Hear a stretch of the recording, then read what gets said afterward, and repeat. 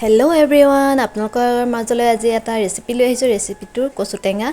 এয়া হৈছে কচু টেঙা কাটি কৰি ল'লোঁ আৰু লগতে ল'লোঁ মান ধনিয়া, মচন্দৰী, নৰসিংহ পাত আৰু কেইটামান বিলাহী আৰু লগতে এয়া ঘৰৰ মচুৰ দালি আছিলে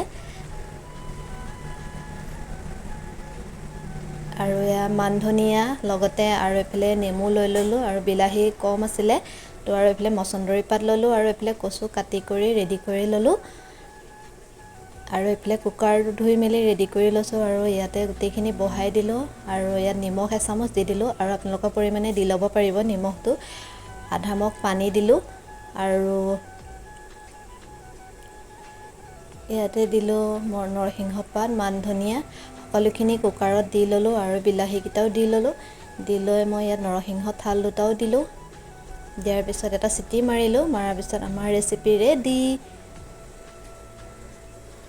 কোনে কোনে কচু টেঙা খাই ভাল পায় কমেণ্ট কৰি জনাব আৰু ভিডিঅ'টো চাই যদি ভাল লাগে লাইক, কমেণ্ট আৰু ছাবস্ক্ৰাইব কৰিবলৈ নাপাহৰিব। আজিলৈ বাই বাই।